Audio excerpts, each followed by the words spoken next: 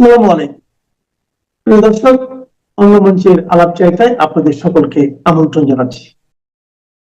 নমস্কার, আমি তরুণ ঘোষ। তারেক রহমান ফিরেছেন, এবার শেখ হাসিনাও ফিরবেন।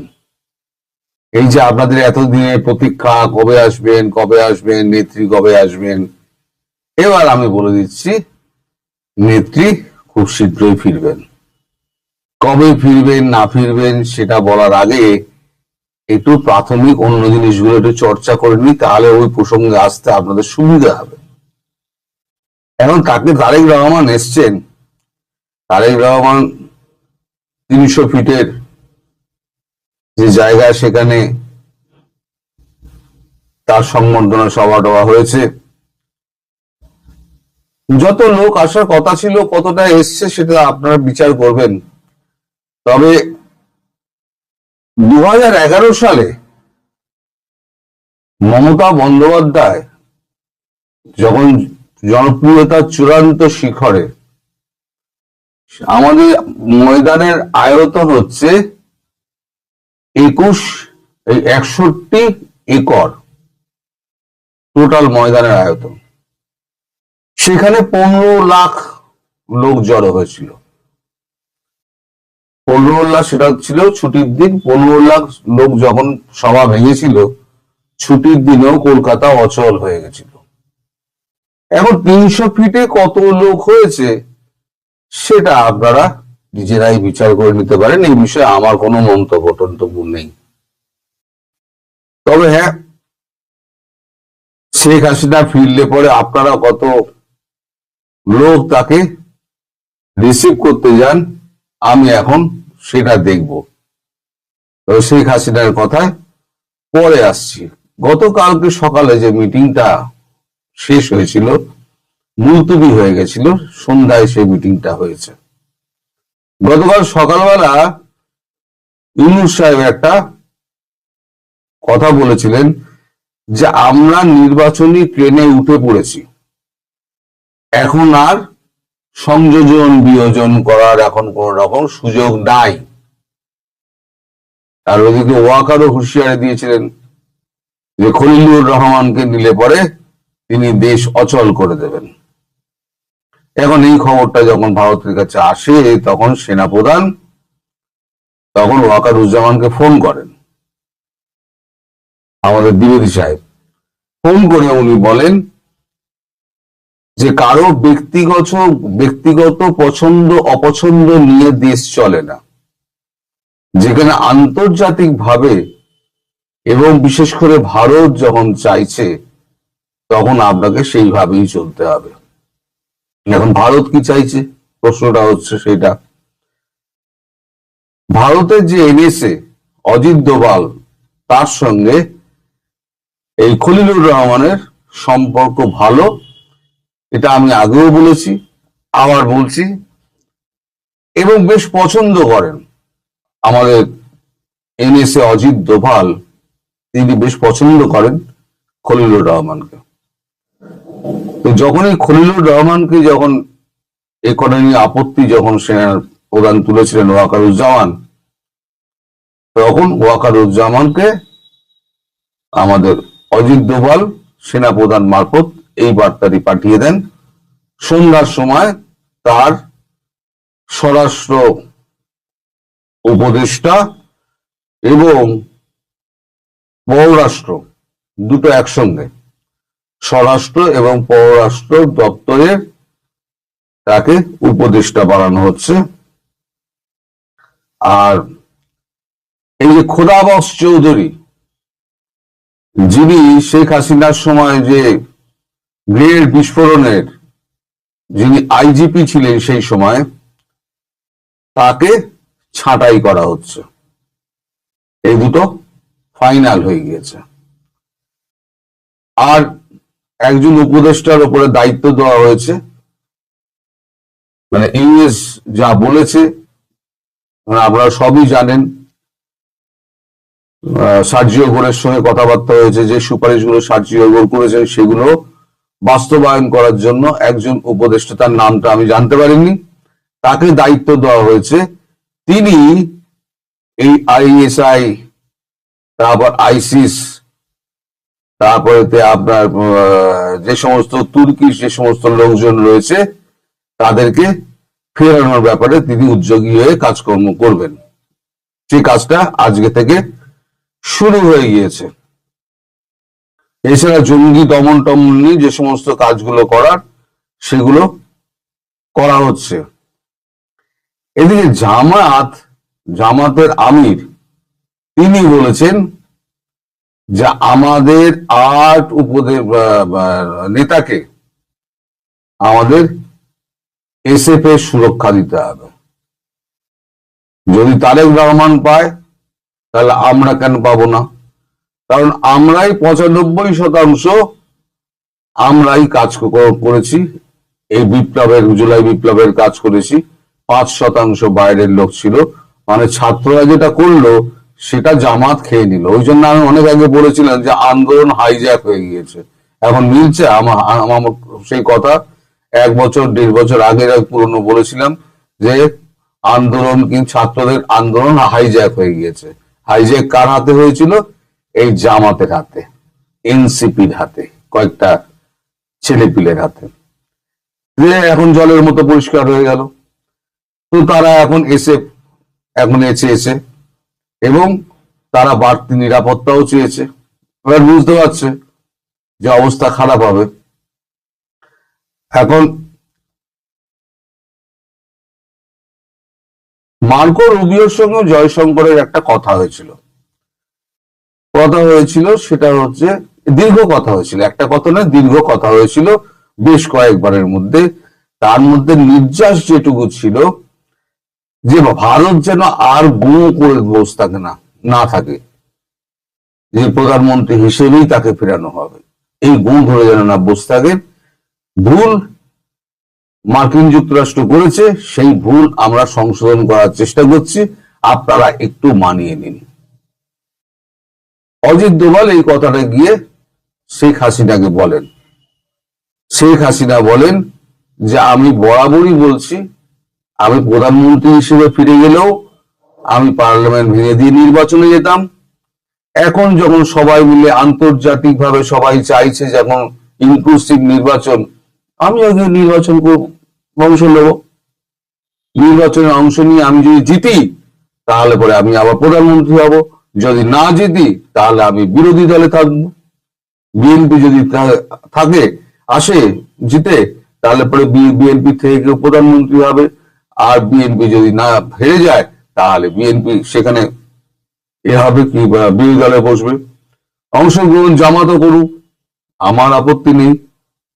13 দল করুক, আমার আপত্তি নেই। যত ছোটখাটো দল আছে, কমিউনিস্ট আছে যারা, তারাও সর্বস্তর থেকে লোক এনে ইনক্লুসিভ নির্বাচনটা, অংশগ্রহণমূলক নির্বাচনটা হোক।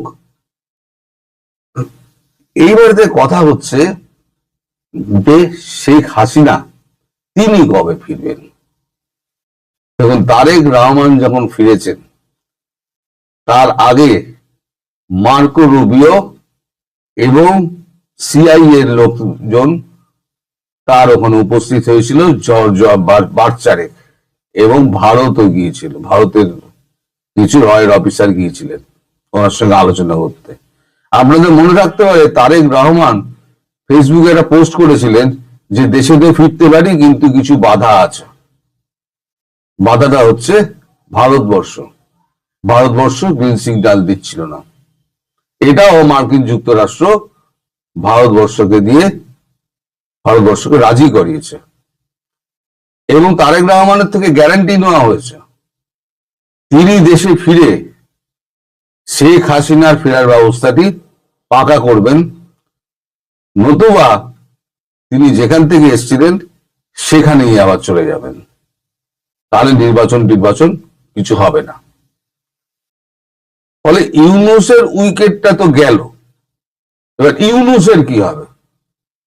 মার্কিন যুক্তরাষ্ট্রকে ভারতবর্ষ একটাই কথা বলেছে, আমি সব মেনে নিলাম, কিন্তু ইউনূস দেশ ছাড়তে পারবে না। ইউনূসকে দেশে থাকতে হবে, দেশে থেকে তাকে কনসিকুয়েন্স ফেস করতে হবে। সে যা উৎপাত করেছে, যা লুটতরাজ করেছে, যা সন্ত্রাস করেছে এবং যা দেশ ধ্বংস করেছে, যা মানুষ হত্যা করেছে, তার কনসিকুয়েন্স ওকে ফেস করতে হবে। ফলে ইউনূস দেশ থেকে পালাতে পারছেন না, তার তো পদও যাচ্ছে, পদও গেল, বলেন আমও গেল, ছালাও গেল। এবার শেখ হাসিনার প্রসঙ্গে আছি। শেখ হাসিনা, তার সঙ্গে এখন আলোচনা হবে, আলোচনা হয়ে একটা ডেট ফিক্স হবে এবং তারেক রহমান যেভাবে ফিরেছেন, শেখ হাসিনাও এখানে প্রাইভেট জেটে, ভারতবর্ষে প্রাইভেট জেটে অথবা ইন্ডিয়ান এয়ারফোর্সের একটা বিশাল C-130 দিয়ে তাকে দেশে পাঠানো হবে, প্রোটোকল দিয়ে, পুরো প্রোটোকল দিয়ে ইন্ডিয়ান এয়ারফোর্সের পাইলট দিয়ে তাকে ঢাকা এয়ারপোর্টে নামিয়ে দিয়ে আসা হবে। তখন আমি দেখব যে আপনারা কত লোক তাকে ভালোবাসেন এবং কত লোক আপনারা মানে সেখানে জমায়েত হন। কবে ফিরছেন না ফিরছেন আমি আগাম আপনাদের বলে দেবো।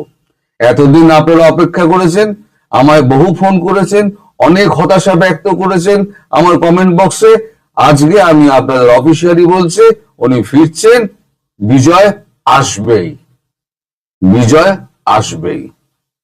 দ্বিতীয় কথা, কাল যে আমি মোদি সম্পর্কে বলেছি তাতে একটা ব্যাপক প্রতিক্রিয়া সৃষ্টি হয়েছে আমাদের দেশে। দিল্লি থেকে বেশ কয়েকটা আমার ফোন টোন এসছে, আমাকে বলা হয়েছে কেন আপনি এটা বললেন, কোনটা আমি বেঠিক বলেছি আপনি বলুন। আপনারা তো বলে দিতে হবে যে আমি কোনটা বেঠিক বলেছি। না, সবটাই তো মানছি, ঠিক আছে, আপনি সবই ঠিক বলেছেন, কিন্তু ওইভাবে হাত জোর করে ধন্য হোক প্রভু, এটা বলা আপনার বোধহয় একটু দৃষ্টিকটু হয়ে গেছে। আর আমি আমার আবেগকে সামলাতে পারিনি। যদি প্রধানমন্ত্রীজি যদি আহত হয়ে থাকেন তাহলে ব্যক্তিগতভাবে আমি তার কাছে ক্ষমা প্রার্থী, এটাও আমি বলে দিয়েছি। সুতরাং আমি যেটা বললাম, আপনারা শেখ হাসিনার জন্য অপেক্ষা করুন। শেখ হাসিনা ফিরছেন, তিনি অন্তর্বর্তী নির্বাচনে তিনি অংশগ্রহণ করবেন এবং আমি আশা রাখবো তিনি প্রধানমন্ত্রী হয়ে আবার দেশ শাসন করবেন এবং সেক্ষেত্রে ভারত, রাশিয়া সবাই মিলে অংশগ্রহণ করে আবার বাংলাদেশকে 2-4 বছরের মধ্যে পুরনো জায়গায় ফিরিয়ে দেবে। আর আপনারাও শান্তিতে বসবাস করুন। এর মধ্যে ভারত আর যা যা করার সেগুলো ভারতবর্ষ কি করছে না করছে একটু ওয়েট করতে হবে। ভারত কি আসলে বাংলাদেশের সাথে যুদ্ধ করে বাংলাদেশের একটি অংশ নিয়ে যেতে চায়, অথবা বাংলাদেশ সৃষ্টির আদি থেকে অর্থাৎ 1971 সাল থেকে আজকে পর্যন্ত ভারতের কোনো কাজ, ভারতের কোনো কথা, ভারতের কোনো কার্যকলাপ এখন পর্যন্ত এইরকম সিগন্যাল দেয় কিনা যে ভারত আসলে বাংলাদেশকে দখল করে নিতে চায়, অথবা ভারত বাংলাদেশকে তার অঙ্গরাজ্য বানাতে চায়? এইরকম কোনো ঘটনা কি ইতিহাসে, আমাদের জীবনে, অথবা সমাজে, অথবা সারা পৃথিবীতে কেউ দেখেছে কিনা? সোজা কথায়, এক কথায় বলতে গেলে না, কেউ দেখেনি, ভারত কখনো চেষ্টা করেনি এবং ভারতের সেই রকম কোনো ইন্টেনশন আগেও ছিল না, এখনো নেই। তাহলে আপনি যদি আমার এই কথাটিকে হিস্ট্রিক্যালি একটু যাচাই বাছাই করেন তাহলে কি দেখবেন? 1971 সালে যখন বাংলাদেশ স্বাধীন হয়, তার মাত্র 3 মাসের মাথায় ভারতীয় সেনাবাহিনী বাংলাদেশ থেকে চিরতরে চলে যায়। অথচ দেখেন, জাপান যখন পরাজিত হয়, জার্মানি যখন পরাজিত হয়, তখন ব্রিটিশ সৈন্য, আমেরিকান সৈন্য সেখানে মিনিমাম 50 বছরের জন্য রিজার্ভ থাকবে বলে চুক্তি হয়। তারপরেও পৃথিবীর যতগুলো দেশ ব্রিটিশ আমেরিকার বিরুদ্ধে অর্থাৎ অ্যালায়েন্ড ফোর্সেসের বিরুদ্ধে যুদ্ধ করেছে, তাদের সমস্ত দেশে আমেরিকার সেনাবাহিনী এখনো উপস্থিত। এর কারণটা কি? কারণ হচ্ছে আমেরিকা মনে করে পরাজিত শক্তির উপরে আমাদের একটা অধিকার আছে। কিন্তু ভারত তার পেটের ভিতরে একটি দেশ বাংলাদেশের জন্ম হলো, যে দেশের জন্ম দেওয়ার জন্য নিজের ভূখণ্ড দিলেন, অন্ন দিলেন, অস্ত্র দিলেন, বাসস্থান দিলেন এবং ট্রেনিং দিয়ে তাদেরকে যুদ্ধ করার ব্যবস্থা করে দিলেন। তার যুদ্ধের অস্ত্রে কামান না হলে পৃথিবীর নানা দেশ থেকে ডিপ্লোম্যাটিক হইতে সেই অস্ত্র এনে দিলেন। সর্বশেষ নিজের ভূখণ্ডের ঝুঁকি নিয়ে রাশিয়ার সাথে চুক্তি করে, মৈত্রী চুক্তি করে ডিসেম্বর মাসে এসে বাংলাদেশের সৈনিকদের সাথে, মুক্তিযোদ্ধাদের সাথে কাঁধে কাঁধ মিলিয়ে যুদ্ধ করে পাকিস্তানি বাহিনীকে পরাজিত করলেন।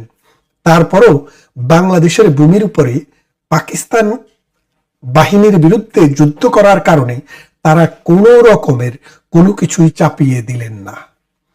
মাত্র 3 বছরের মাথায়, 4 বছরের মাথায় বঙ্গবন্ধু শেখ মুজিবুর রহমানকে হত্যা করা হয়।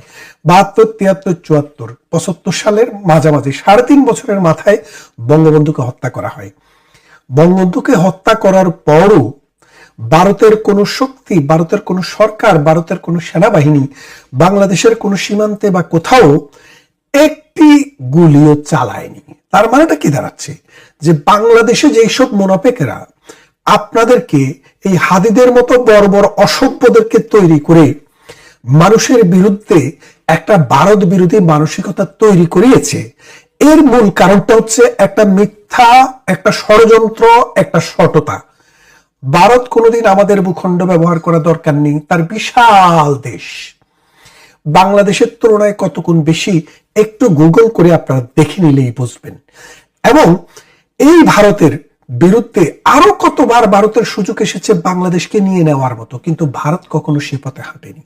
তারপর দেখেন ভারতের সাথে যে আমাদের সীমান্ত সমস্যা, 74 সালে ইন্দিরা মুজিব একটি চুক্তি হয়েছিল, সেই চুক্তির ভিত্তিতে 75 সালে বঙ্গবন্ধু হত্যার পর সেটা আর কাজ করেনি সেই চুক্তিটি। কিন্তু 2021 সালে এসে মোদি আবার সেই চুক্তিটি পার্লামেন্টে পাশ করিয়ে দিলেন। বেড়ুবাড়ি, আঙ্গরপোতা, দহগ্রাম সহ আমাদের যেই সব ছিটমহল রয়েছে, এই ছিটমহল গুলাকে 2 দেশের নাগরিককে নাগরিকত্ব প্রদান করলেন এবং ছিটমহল সমস্যার সমাধান করলেন। এই সমাধান করতে গিয়ে দেখা গেল যে বাংলাদেশের ভিতরে ভারতের যে জায়গা রয়েছে আর ভারতের ভিতরে বাংলাদেশের যে জায়গা রয়েছে, এটাকে প্লাস মাইনাস করলে ভারতের 1500 হেক্টর বেশি জায়গা, কারণ ভারতের ছিটমহল বেশি ছিল। তখন ভারত এই 1500 হেক্টর বাংলাদেশে দান করে গেছে, বলছে যে আমরা বাংলাদেশকে এই 1500 হেক্টর ছেড়ে দিলাম, দিয়ে সমস্যার সমাধান করে দিলাম। তার মানে বোঝেন, ভারতের ক্ষমতা থাকা সত্ত্বেও ভারত 1500 হেক্টর জায়গা বেশি দিয়ে এই মানবিক সমস্যাটির সমাধান করে দিলেন। তারপরে আসেন বাংলাদেশের যখনই কোনো ক্রান্তিকাল এসেছে, বাংলাদেশের বিদ্যুতের প্রয়োজন, ভারতের আমরা মুখোমুখি হয়েছি। খাদ্যের প্রয়োজন, ভারত থেকে আনলে সুবিধা। বুটের প্রয়োজন, আলুর প্রয়োজন, সোলার প্রয়োজন, তারপরে পেঁয়াজের প্রয়োজন, কাঁচামরিচের প্রয়োজন, ভারত থেকে আনলে সুবিধা। সেই জন্য ভারত তার দৌড় সবসময় খোলা রেখেছেন। এখন বিষয়টা হচ্ছে, বাংলাদেশ নিলে ভারতের লাভটা কি? ভারতের এখনো অসংখ্য অঞ্চল অনাবাদী পড়ে আছে। বাংলাদেশকে নিয়ে ভারতের কি হবে? 18 কোটি মানুষ একটা ছোট্ট একটু জায়গায় খোয়াইয়ের মতো বসবাস করে। এবং ভারত আরো একটি কারণে বাংলাদেশকে কখনো কোনো দিনও নিতে চায় না এবং নেবে না বলে আমি বিশ্বাস করি। কেন করি সেটা যদি দেখেন, ভারতের বর্তমান ভূখণ্ডে 145 থেকে 150 কোটি মানুষের বসবাস। এই 145 থেকে 150 কোটি মানুষের মধ্যে নানান ধর্মের মতের এবং মানুষ এখানে বসবাস করে। শুধু মুসলমানের সংখ্যাই আছে সেখানে 30 থেকে 32 কোটি। এখন বাংলাদেশ যদি ভারত দখল করে, এখানে যদি আরো 20 কোটি মুসলমান যোগ হয়, তাহলে আপনি খেয়াল করে দেখেন ভারতবর্ষের এই অংশে শুধু ভারতের ভেতরে মুসলমানের সংখ্যা 50 কোটির বেশি হয়ে যায়। তো 50 কোটির বেশি যদি ভারতের মুসলমানের সংখ্যা হয় বাংলাদেশকে ইনক্লুড করলে, সেই ক্ষেত্রে ভারত কি আর হিন্দু রাষ্ট্র থাকে না। অর্থাৎ ভারতের হিন্দু রাষ্ট্রের যে চরিত্র, সেই চরিত্রটাই থাকে না। যার কারণে ভারতের কোনো কালে কখনো বাংলাদেশ নিয়ে, বাংলাদেশের ভূখণ্ড নিয়ে, বাংলাদেশের মানুষ নিয়ে দখল করার কোনো চিন্তা ভারতের কাছে আসে নাই। এই মস্তিষ্কে মানুষের, বাঙালির মননে এবং মস্তিষ্কে এটা ঢুকাই দেওয়া গেছে কি কারণে বোঝেন? কোনায় কোনায় মাদ্রাসা হয়েছে। এই মাদ্রাসার হুজুরগুলো হচ্ছে অশিক্ষিত বা অর্ধশিক্ষিত। এই অশিক্ষিত এবং অর্ধশিক্ষিত লোকগুলা শুধু ভারত বিরোধিতায় আছে, শুধু একবারও বিশ্বাস করে না, একবারও বুঝতে চেষ্টা করে না এই ভারতীয় হিন্দুরা যদি 1000 সাল 1200 সাল থেকে যখন মুসলমানেরা ভারতবর্ষে আসা শুরু করে, তখন থেকে যদি ভারতীয়রা যদি জাতীয়তাবাদী চেতনা এবং কচু কাটা শুরু করত, তাহলে এই ভারতবর্ষে মুসলমানদের পক্ষে এই বংশ বিস্তার করা, তাদের সংখ্যা বাড়ানো এবং মুসলমান সংখ্যাগরিষ্ঠ 2টি অঞ্চল তৈরি করা কোনোভাবেই সম্ভব ছিল না। 2টি নয়, 3টি অঞ্চল, পাকিস্তান যেখানে আছে সেটা, বাংলাদেশ যেখানে আছে এটা, এবং হায়দ্রাবাদ যে অঞ্চলে আছে সেটা।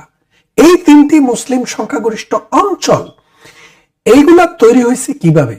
ভারতের মানুষ সহনশীল ছিল, বিশেষ করে হিন্দু ধর্ম, জৈন ধর্ম এবং বৌদ্ধ ধর্মের মানুষরা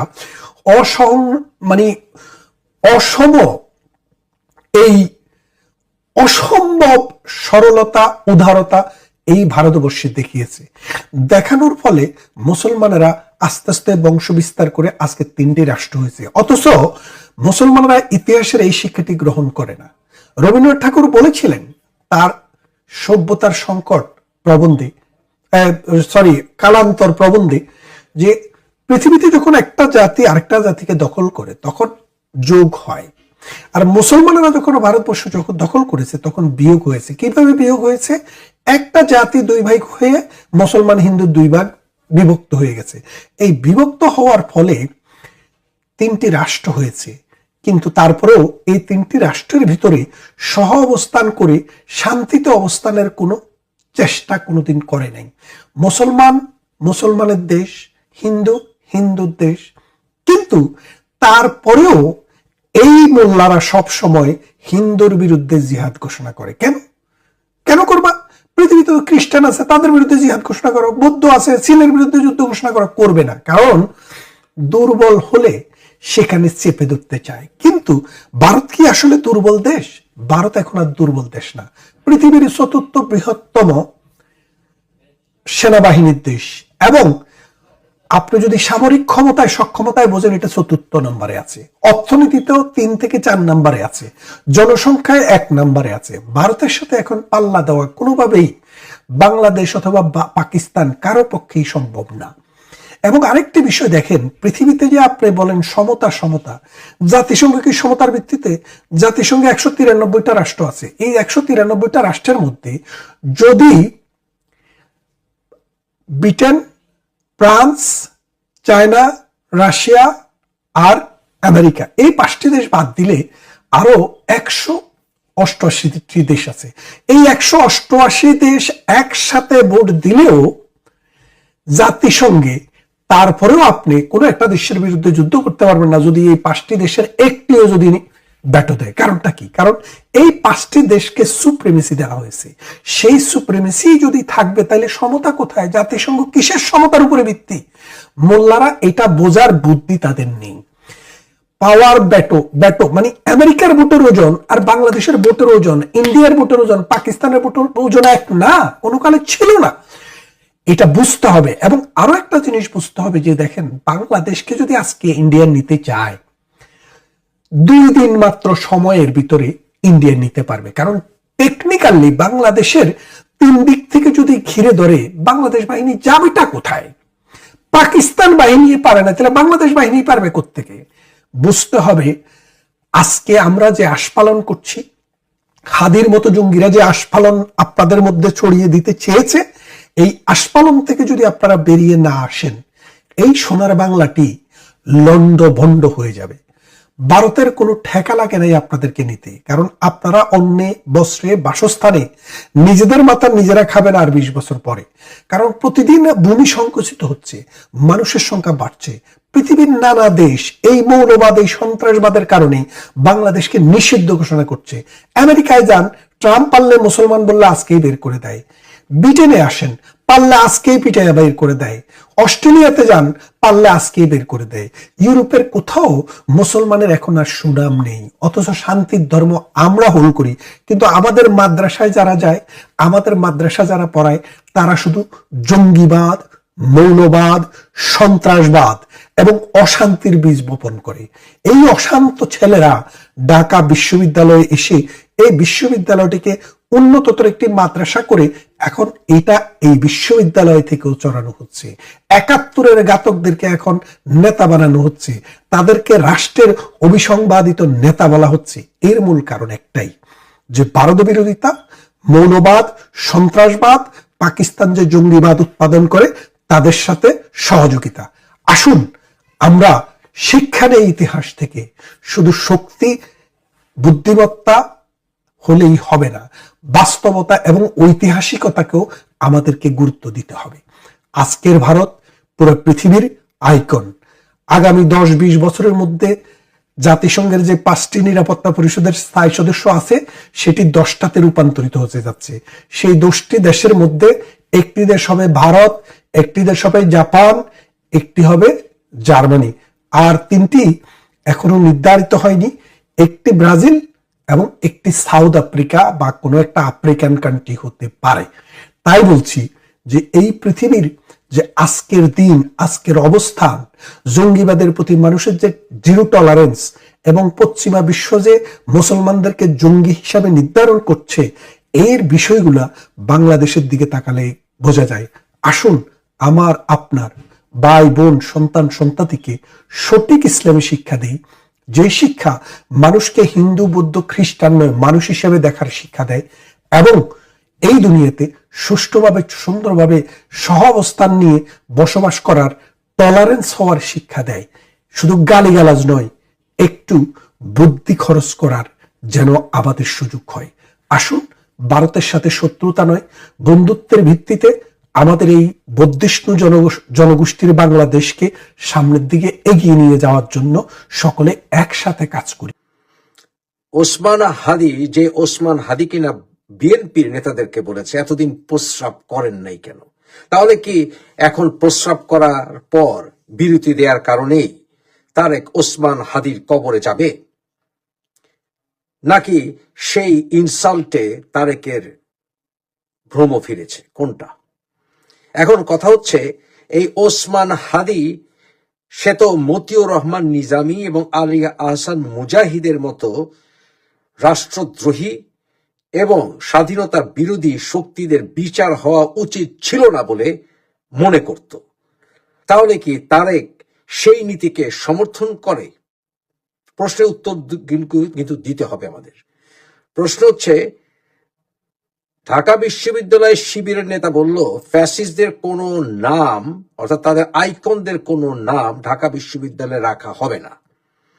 বঙ্গবন্ধু যদি ফ্যাসিস্ট হয়ে থাকে, ফ্যাসিস্টদের আইকন হয়ে থাকে, তাহলে কি জিয়াউর রহমানের আইকন বঙ্গবন্ধু ছিল না? উনি যখন স্বাধীনতা ঘোষণা করেছিলেন বঙ্গবন্ধুর নাম নিয়ে, তখন কি বঙ্গবন্ধুর কি জিয়াউর রহমানের আইকন ছিলেন না? জানতে চাই, উত্তরটি দিতে হবে।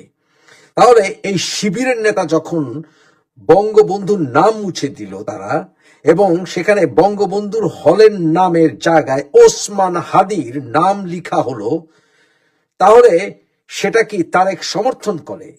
তাহলে ওসমান হাদির ওই কবর থেকে আর 2 পা ফেলে সে বঙ্গবন্ধুর হলের নামের জায়গায় ওসমান হাদির নাম রাখা হয়েছে, সেখানে দাঁড়িয়ে মতিউর রহমান নিজামী এবং আলী আহসান মুজাহিদকে যে ভালোবেসে গেছে, তার প্রতি আরেকটু শ্রদ্ধা জানালে বোধহয় ভালোই হয়। কারণ ওই বঙ্গবন্ধু হলে বঙ্গবন্ধুর প্রতিকৃতি সরিয়ে সেখানে ওসমান হাদির প্রতিকৃতি রাখা হয়েছে, যে ওসমান হাদি বাংলাদেশের স্বাধীনতার সার্বভৌমত্বে সত্যিকার অর্থে বিশ্বাস করতে বলে আমি বিশ্বাস করি না।